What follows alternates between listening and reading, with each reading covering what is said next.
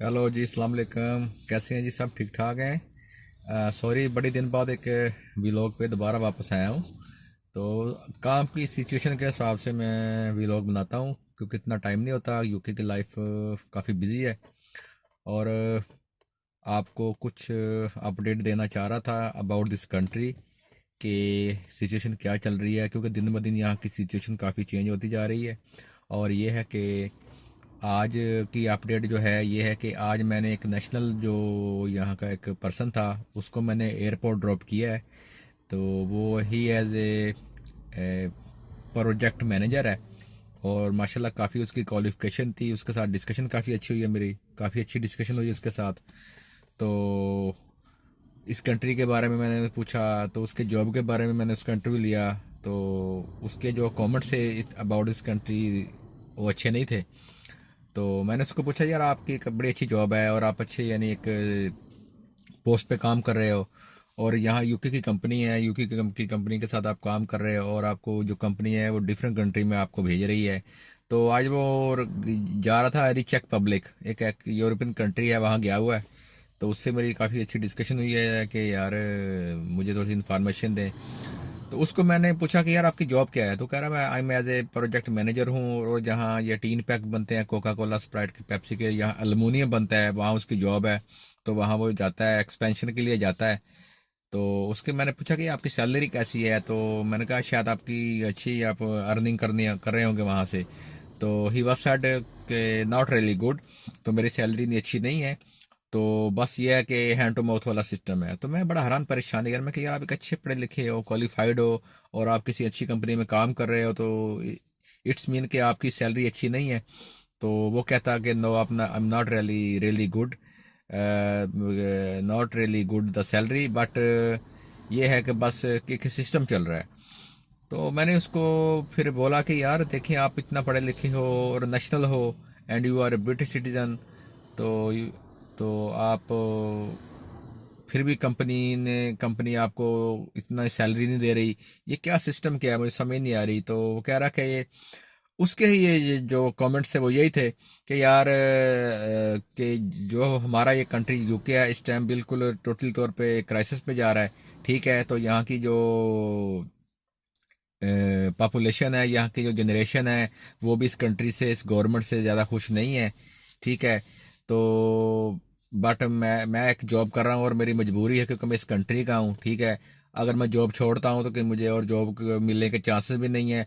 और मैं ये आपको सही बता रहा हूँ कि यहाँ के जो लोग हैं, जो जिनके पास डिग्रियां हैं, क्वालिफाइड हैं, इंजीनियर हैं, मैंने देखा है रोड पे काम फिर रहे हैं। ठीक है। किसी टेकवे में काम कर रहे हैं। तो ये कंट्री की सिचुएशन यूके की मैं आपको बता रहा हूँ। ठीक है ना। तो ये सिचुएशन है। और मैं यही कहूँगा कि जो भी पाकिस्तान से या डिफरेंट यानी कंट्री से, दुनिया से जो भी यहाँ यूके में आना चाह रहा है, तो मैं उसको बिल्कुल यही प्रेफर करूँगा कि इस कंट्री में आने की बजाय आप किसी यूरोप में चले जाएं, तो आपके लिए गुड लक है। क्योंकि और वेल एंड गुड है, क्योंकि यूके के जो हालात हैं वो ज़्यादा इतने अच्छे नहीं हैं, और दिन ब दिन काफ़ी सारे हालात वो ख़राब होते जा रहे हैं। ठीक है। और जो मसलन कोई भी यहाँ आना चाह रहा है इतना पैसा लगा के 30 लाख 40 लाख, तो वो मैं उसको यही कहूँगा कि भाई यहाँ ना आए। अगर 30 40 लाख लगाना है तो यूरोप में चला जाए। और मैं ये भी कहूँगा कि जो बंदा 30 40 लाख लगा के पाकिस्तान में काम करे, तो वो भी मेरे लिए, मैं यही कहूँगा कि वहाँ ना करे। क्योंकि देखें, जो बंदा 30 35 40 लाख लगा के वहाँ काम करेगा, ठीक है, अर्निंग उसकी होगी 30 लाख, 30 हजार, 40 या हाथ 50 हजार, ज़्यादा से ज़्यादा 1 लाख वो कमा लेगा पाकिस्तान में एक मंथ में, और अखराजात इतने हैं कि वो अफोर्ड नहीं कर पाएगा। ठीक है। तो मैं आपको एक और अपडेट देता जा रहा हूँ कि मैंने कल एक ऐड लगाई थी फेसबुक पे कि हमारे पास क्रोशिया के वर्क परमिट आए हुए हैं।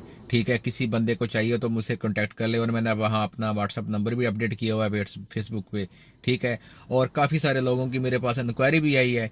वो तो ख़ासकर जो पाकिस्तान से लोग तल्लक रखते हैं, जो पाकिस्तानी है, उनकी इंक्वायरी ज़्यादा आ रही है। वो पूछ रहे हैं कि 35 लाख अगर हमने यहीं लगाना है, तो हम पाकिस्तान में 35 लाख लगा के हम यहीं बैठ के अपना काम कर सकते हैं। तो मैंने उसको आगे से, मेरी भी यही तो ये कि उनको मैंने उनसे एक सवाल किया है कि देखें, अगर आप पाकिस्तान में 35 से 40 लाख लगा रहे हैं, ठीक है, लगाएं। मैं कहता हूं कि 50 लाख मैं भी देता हूं, आप मेरा भी लगाएं, ठीक है। लेकिन अगर आप 35 लाख लगा के पाकिस्तान में काम करेंगे, क्या आपको 4 से 5 लाख वहां से इनकम होगी 35 लाख लगा के? नथिंग, नो, नेवर, कभी नहीं होगी, ठीक है। और अगर मैं 50 लाख दूंगा तो मैं भी सबसे बड़ा बेवकूफ हूँ जो पाकिस्तान में किसी को 50 लाख दे के कहूंगा यार मेरी भी इन्वेस्टमेंट कर लो और मुझे भी तकरीबन महीने का 4-5 लाख दे दे।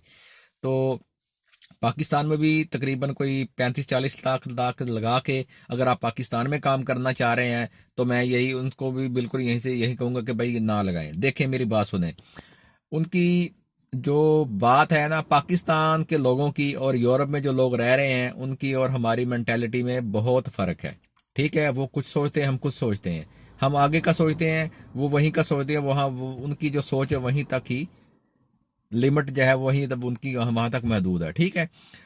और मैं आपको बताता जा रहा हूं कि देखें, जो वीज़ा है वो 12,000 यूरो का है, ठीक है, जो हम दे रहे हैं, ठीक है।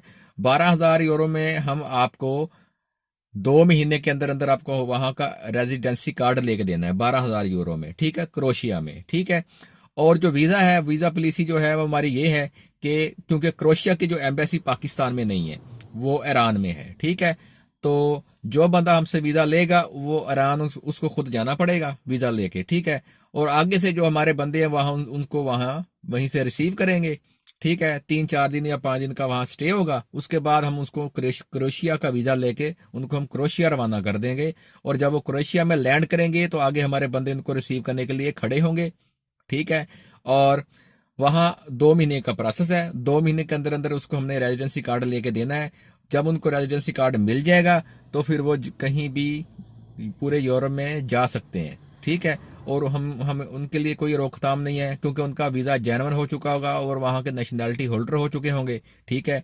और वर्क परमिट है और वहाँ उसी कार्ड पे जहाँ जहाँ कंट्री में जाएंगे, जिस कंट्री में यूरोप में जाएंगे वहाँ जाके अपना काम भी कर सकेंगे। तो ये सिचुएशन है। बाकी आप खुद देख लें कि लोगों की सोच क्या है। पाकिस्तान के लोग कह रहे हैं यार हम 35 लाख लगाएंगे तो पता नहीं वीज़ा लगना नहीं लगना, और अगर हम 35 लाख लगा के पाकिस्तान में काम करेंगे हमारी बड़ी अच्छी इनकम होगी। मैं उनको चैलेंज करता हूँ कि 35 से 40 लाख लगा के मुझे महीने का 4-5 लाख कमा के दिखाएं, फिर मैं मानता हूँ, ठीक है। फिर यूरोप में जाना बेवकूफ़ी है, फिर पाकिस्तान ही अच्छा है, लेकिन ऐसा नहीं है, ठीक है। तो अब ये है कि देखें, लोग जा रहे हैं डनकी डुनकी मार के जा रहे हैं, अल्लाह माफ़ करे, काफ़ी सारी डेड बॉडी मिल रही हैं, ज़िंदगी की बाजी हार रहे हैं, ठीक है। पीछे माँ बाप बहन भाई बैठे हैं कि हमारा भाई हमारा बेटा बाहर जा रहा है, हमें कमा के खिलाएगा, लेकिन वो ये नहीं देख रहे वो किस तरीके से जा रहा है, ठीक है। वो गैर कानूनी तरीके से जा रहा है, वो अनलीगल तरीके से जा रहा है, ठीक है। तो और रिस्क पे जा रहा है, ज़िंदगी और मौत की वो कश्मकश में जा रहा है, ठीक है। तो बात करने का पर्पस ये है कि जो हम काम कर रहे हैं, जो हमारे पास वीजे हैं, उसमें ऐसा कुछ नहीं है। कुछ लोगों ने मुझे भी बताया है कि यार ये डनकी वाला सिस्टम है। मैंने कहा भाई जो डनकी वाला सिस्टम होता है वो बाई एयर टिकट वीजा नहीं होता। डनकी वाला ये होता है कि आपके पास पासपोर्ट भी नहीं है, आप डनकी मार के जा रहे हैं, बैरी जहाज पे जा रहे हैं, बंदे आपको लेके जा रहे हैं, किसी कंटेनर में लेके जा रहे हैं, जिस कंटेनर में मैग्नीशियम कुछ भी ऐसा केमिकल जा रहा है, आप उसमें छुपा के लेके जा रहे हैं, उसको डनकी कहते हैं। भाई हमारा ऐसा कोई प्लान नहीं है, हमारे पास जेन्युइन वीजे हैं, ठीक है। तो ये हमारी पॉलिसी है और हम बिल्कुल जेन्युइन तरीके से अगले बंदे को उसकी मंजिल तक पहुंचाते हैं। और जब तक उसको कार्ड नहीं मिल जाता हम उसके साथ हैं, हमारी सपोर्ट उसके साथ है, हम उसको प्रॉपर तौर पे उसकी हेल्प करते हैं, ठीक है। तो मैं पूरी दुनिया से यही कहूंगा, जिस कंट्री से ये लोग मेरी वीडियो देख रहे हैं उनको मैं यही प्रेफर करूंगा और रेफर करूंगा कि अगर पैसा लगाने का ज़्यादा शौक है तो अपनी ज़िंदगी बनानी है, अपने बच्चों का फ्यूचर बनाना है, तो भाई लीगल तरीके से बाहर जाएं, ठीक है। अब यूके के जो हालात हैं मैं आपको बताता जा रहा हूँ कि यूके के हालात बहुत ख़राब हैं, क्योंकि ये 28 कंट्री से बाहर हो चुका है, क्योंकि इसको सपोर्ट थी वो ख़त्म हो चुकी है, ठीक है। यहाँ काम के हालात इतने अच्छे नहीं हैं। तो यूरोप इस टाइम बहुत बेस्ट जा रहे हैं। यूरोप में 4-5 कंट्री हैं जहाँ आपकी सैलरी भी अच्छी होगी और अकोमोडेशन भी आपको अच्छी अच्छी मिल सकती है और बच्चों का फ्यूचर भी आपका वहाँ वहीं अच्छा बन सकता है। तो मैं अब लोगों से यही कहूँगा कि भाई जो मैं कर रहा हूँ, जो मैं बता रहा हूँ, इस पे अमल करें। और 100% श्योरिटी पे हमारे पास वीज़े अवेलेबल हैं और आप इससे फ़ायदा उठा सकते हैं, ठीक है। 12,000 यूरो इस कुछ भी अमाउंट नहीं है, ठीक है, 12,000 यूरो आप अगर आपको वहाँ आपको कार्ड मिल जाए 2 महीने में, उसके बाद आपकी सैलरी जो है मिनिमम आपसे 2 से 3 हज़ार यूरो वहाँ यूरोप में चल रही है। ठीक है, क्रोशिया में चले जाएं, जर्मनी में चले जाएं, किसी और कंट्री में चले जाएं, तो वहाँ यूरो, अब जो यूरो पाकिस्तान के हिसाब से 311-12 रुपये का है। ठीक है, तो इतना भी यानी उसकी माशाल्लाह काफ़ी उनके पैसे बनते हैं। ठीक है, और जो वहाँ की सैलरी है जो यूरो में दे रहे हैं वो पर आवर के हिसाब से या 10 से 11 यूरो पर आवर दे रहे हैं वो। ठीक है, और जॉब भी अच्छी मिल जाती है। तो सबसे अच्छी जॉब उस बंदे के लिए जो क्वालिफाइड होगा, पढ़ा लिखा होगा, उसको अच्छी जॉब मिल सकती है।